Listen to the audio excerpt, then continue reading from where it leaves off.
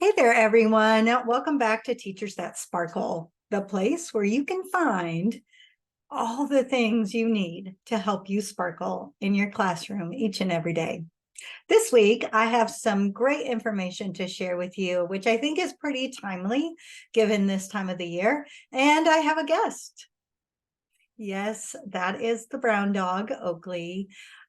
I don't know if you know, but when I first started my business, I was actually referred to as a girl and her dog because that guy back there, he's been by my side over the last 12 years and it's helped me get through quite a few things. Most recently, I changed the name over to Sherry Dixon Consulting, but every once in a while he comes in and just hangs out like he is right now on the couch and makes himself at home. So today you get to enjoy him. But I do apologize if you hear him panting because he just ate and he gets nervous and it's a whole production. But nonetheless, we're not here to talk about Oakley. We're actually here to talk about grading. And as I mentioned, I think this is a timely content for you because this is about that time of year where we're getting started giving out progress reports, report cards, whatever it is that your districts call them, for parents to see and for students to see how they are progressing. And I think that one of the things that we forget about as teachers is how important grades are.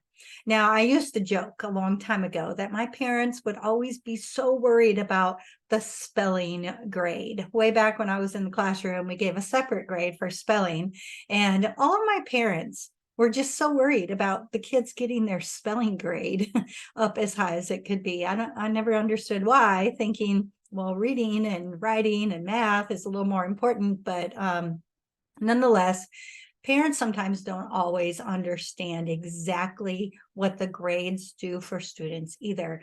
And then, of course, students don't typically know what they do for them, right?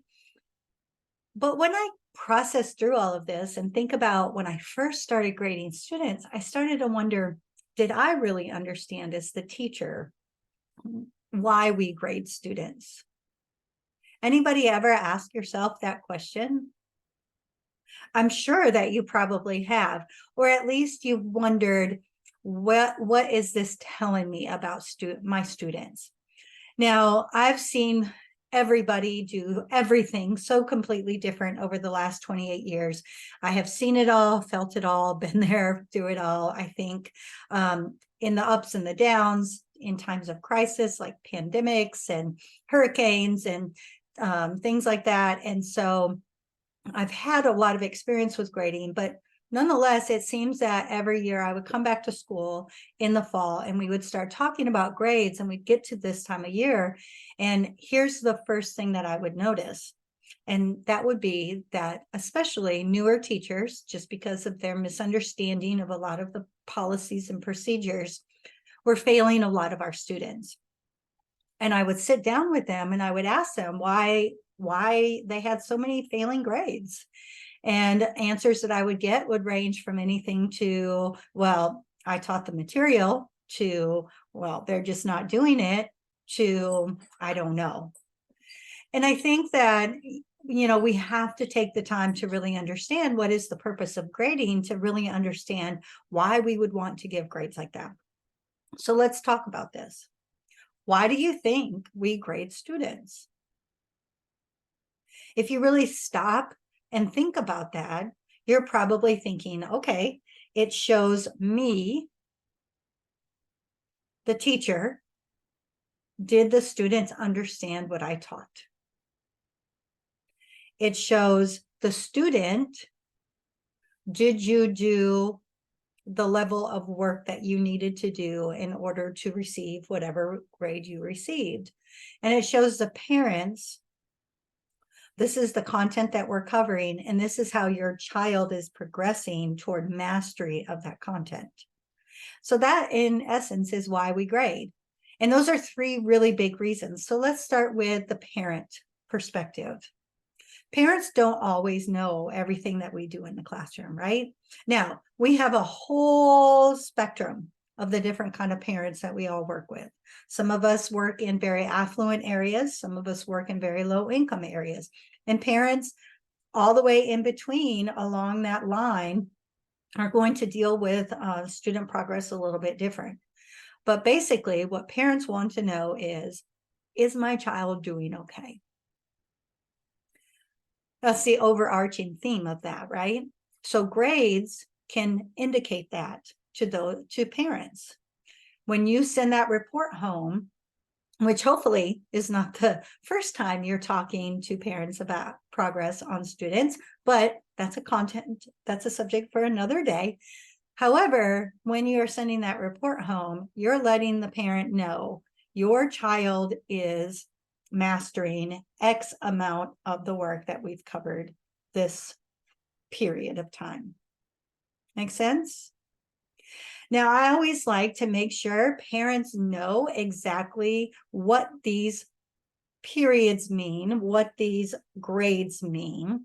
And so when I would send reports home, I always made sure I either included something that gave a little bit more of an explanation, or especially that first big grading period, we would typically do parent conferences.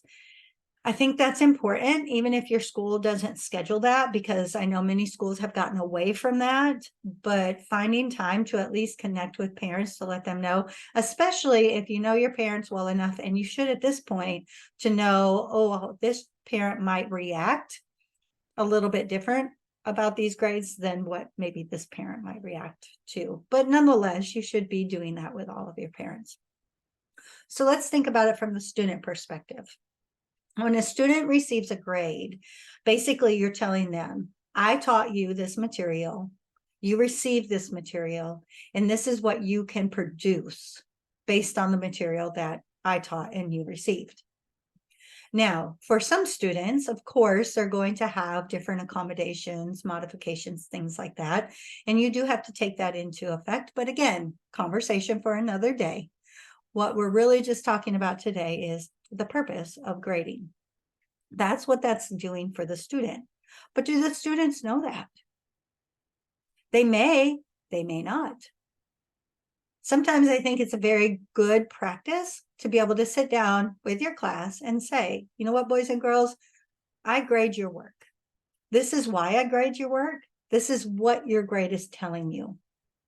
I think that you would actually, and this is just the Sherry Dixon perspective, but I think that you would actually see that students would progress a little faster and actually produce better work if they really understood the purpose for why they're doing the work, and then what does the grade actually mean.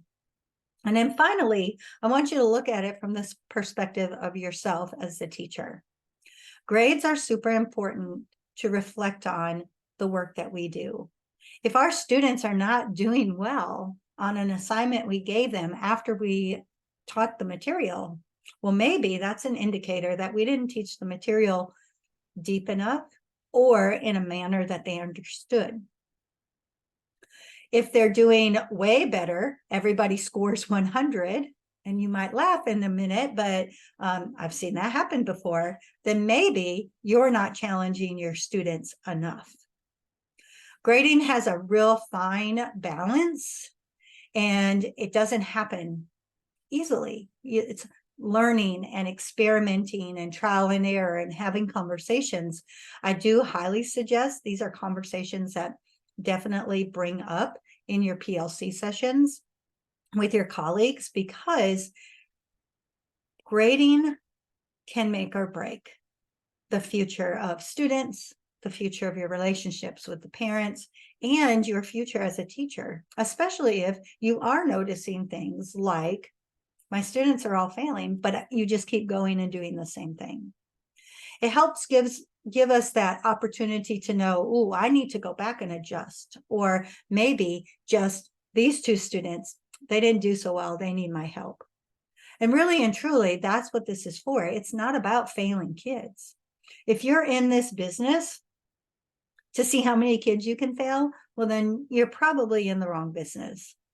But if you really utilize grades in a purposeful way, if everybody involved understands the reason behind the grades, what the message is being conveyed with the grade that the student is receiving. I think that that would cut down on a lot of stress level for parents, for students, and for you as the teacher as well. All right, so we're going to continue on this path of grading for the next couple of weeks. Next week, I'd like to talk about what we do when students are not doing their very best and we start to see grades drop or those kinds of things. We will continue then the following week with talking about communicating with families about grades and what you can do and what they can help you with when it comes to interventions and tutorials and things like that. And then finally, we'll wrap it up, kind of a 4-week little thing with talking about accommodations and things like that for those students that are identified to have some extra special needs. All right, this is Teachers That Sparkle. Hopefully, once again, you got a little nugget of something that can help you be your best in the classroom. If you need some extra help, reach out because I am here for you. And I will see you next week right here on Teachers That Sparkle.